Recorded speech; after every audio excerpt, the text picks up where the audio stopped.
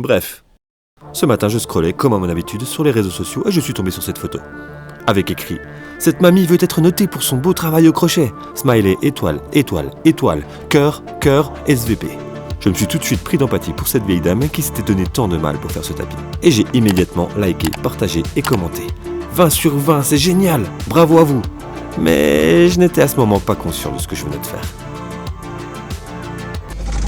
Quelques minutes après, j'ai eu le bonheur de recevoir un message privé de cette grand-mère talentueuse qui me remerciait chaleureusement pour mon commentaire. Je me suis dit « Ah, enfin une personne polie et reconnaissante, ça se perd de nos jours. » Mais cette grand-mère était un peu plus entreprenante que je ne l'avais imaginé. Les créations sont ma seule source de revenus. Malheureusement, je n'ai plus de laine à ma disposition pour continuer mon travail. Smiley pleure. J'ai honte de te demander ça, mais il me faudrait un peu d'argent pour en acheter et pouvoir continuer à manger.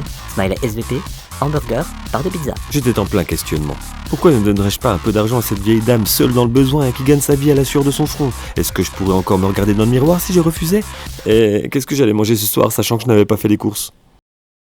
Un bruit de notification me sortit de ma stupeur. C'était un commentaire qui était apparu sur le post de la vieille dame que j'avais partagé. Tu ne sais pas reconnaître une image générée par une IA à ton âge?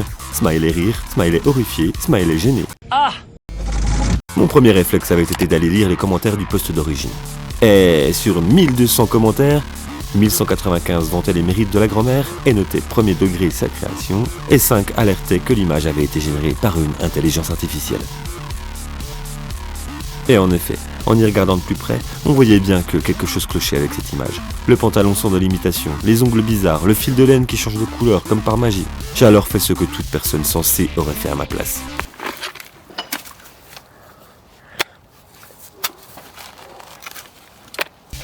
J'ai plutôt opté pour une méthode moins radicale et j'ai supprimé mon post, puis j'ai fait une petite recherche sur cette histoire d'image générée par les IA sur les réseaux sociaux. Le site d'information sur lequel j'étais tombé était plutôt édifiant. Derrière cette mamie se cachait en fait toute une organisation d'arnaqueurs qui essayait d'apitoyer l'internaute pour avoir des vues, des likes et des partages, mais qui avait aussi comme objectif de repérer les internautes naïfs qui croiraient à cette histoire. Et tout ça dans le but de leur soutirer de l'argent. Et oui, ça s'appelle du phishing, c'est-à-dire créer des liens émotionnels avec des gens pour ensuite leur soutirer de l'argent plus facilement. En gros, j'avais été un bon gros pigeon.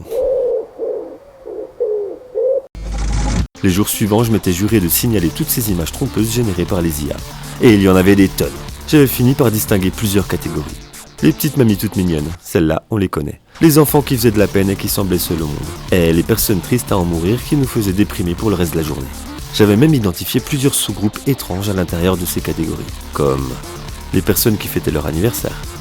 J'ai pas envie qu'il me serre la main, celui-là. Ceux qui faisaient de la sculpture sur bois. Oh, je crois que je vais faire des cauchemars cette nuit. Les sculptures sur sable. Je connaissais les pantalons pattes d'éléphant, mais pas ceux à tête de chien. Les sculptures avec toutes sortes de plastique. Avec des doigts comme ça, on peut en faire des belles créations. Et enfin, les sculptures faites à partir de légumes. Non mais attendez, il y en a qui croient vraiment à cette pelleteuse? Même le poireau a envie de partir en courant. Et sans oublier les fameuses créations faites à partir de laine. Et pour avoir essayé, je confirme, il n'y a bien qu'une IA qui est capable de créer d'aussi belles choses avec de la laine. Et allez, encore une image générée par une IA. Non mais un puzzle de 34 000 pièces, c'est plus quoi encore?